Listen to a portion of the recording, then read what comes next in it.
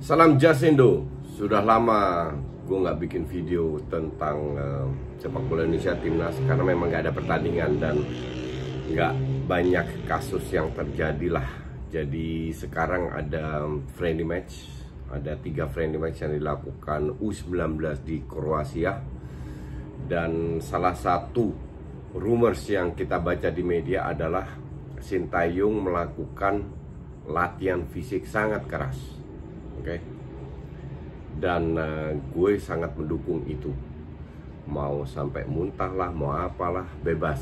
Tapi biar pemain tahu standarnya itu seperti ini. Kita tadi lihat, sebelum gue menilai ini, kita harus tahu dulu bahwa ini adalah friendly match.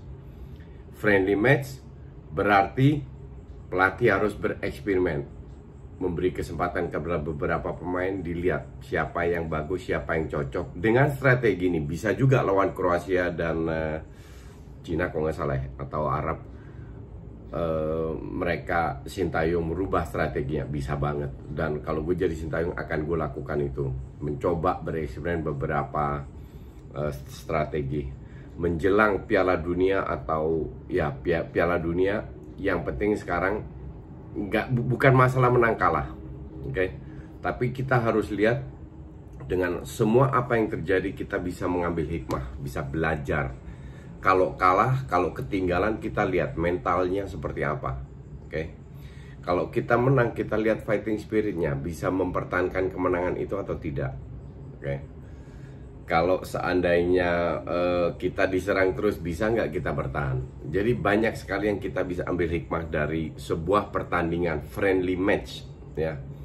Jadi untuk gue, skornya berapa itu nggak begitu penting, nggak penting sama sekali, bukan nggak begitu penting. Nanti kita bahas yang lain. Terus kedua, kita juga harus lihat kekurangan dan kelebihan pemain kita, oke?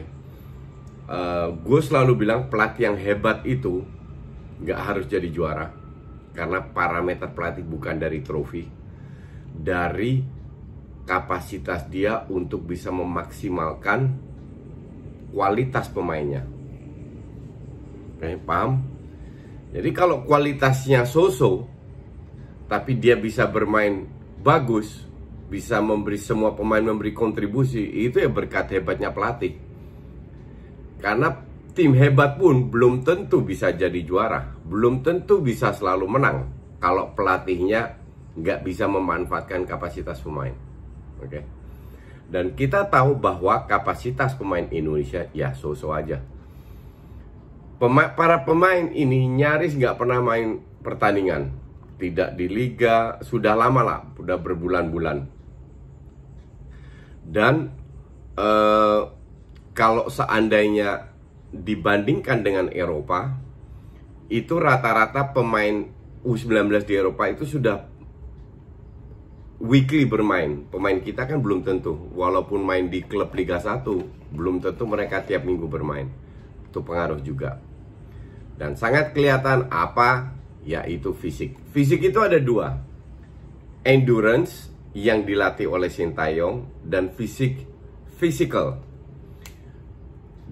Dua faktor ini kita kalah tadi, oke? Kalau lu bicara physical, itu lu bisa hindari dengan tidak mengadu 1 lawan 1, karena lu pasti kalah dan terbukti tadi. Di sisi lain, lu juga bisa lihat Barca eranya Messi sama Xavi, Iniesta, itu rata-rata David Silva, kecil-kecil semua lah. Tapi mereka latihan fisik, latihan gym untuk memperkuat ototnya, biar mereka adu body bisa menang. Dan itu gue tidak lihat dilakukan di banyak pemain sepak bola profesional Indonesia. Ada beberapa yang ngelatih fisik di gym ya, tapi bukan mayoritas lah. Gue rasa kalian setuju sama gue, oke? Dan itu tugas siapa? Bukan tugas PSSI, itu tugas klub dan tugas pemainnya sendiri, ya.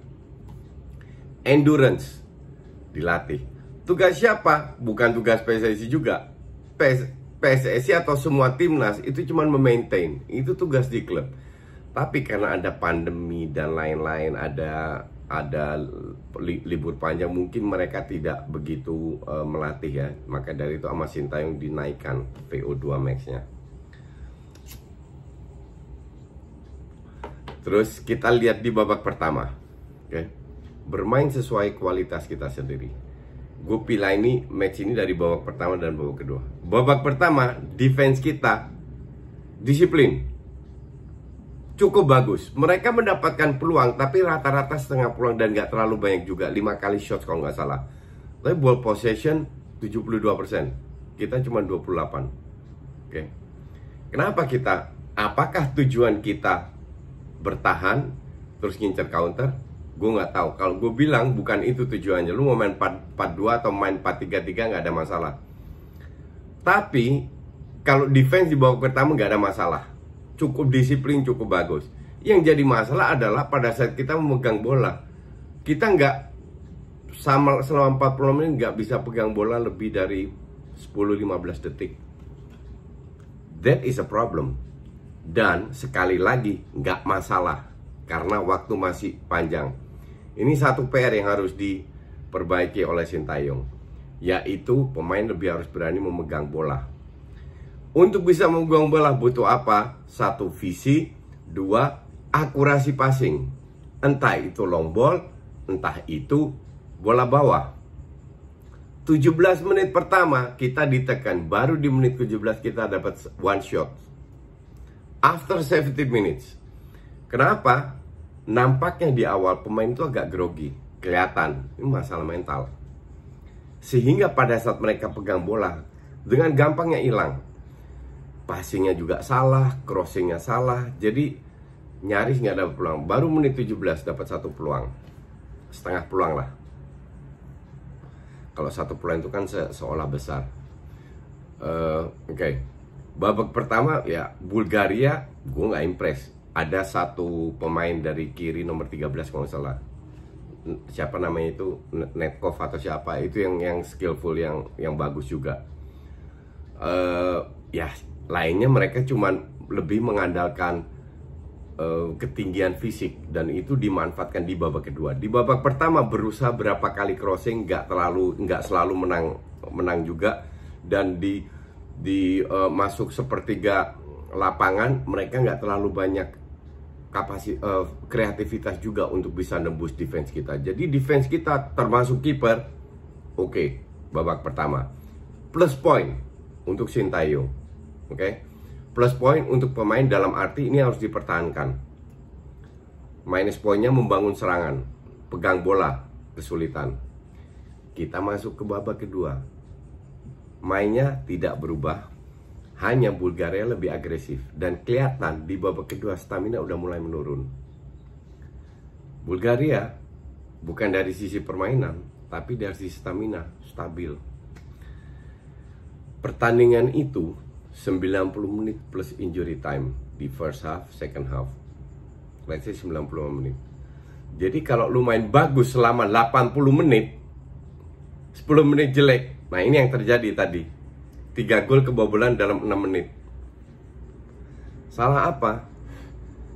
Stamina lu menurun. Pada saat stamina menurun, kita udah nggak bisa fokus lagi. Tapi harus diakui bahwa ada beberapa momen dalam 90 menit kita bermain cukup bagus, yaitu memanfaatkan kapasitas kita, membangun serangan dengan bola-bola pendek. Sayangnya momen itu kurang banyak. Ya, ini tugas pelatih untuk memperbanyak momentum seperti itu, membangun serangan jarak pendek, passing pendek, mobile, positioning benar. Tapi ini kan semua butuh waktu. Dia bukan tukang sulap. Maka dari itu, di luar menang kalah, gue lihat ada beberapa positif poin dan juga negatif poin. Nah, di menit, kalau nggak salah gol pertama 78, itu bukan salah kiper.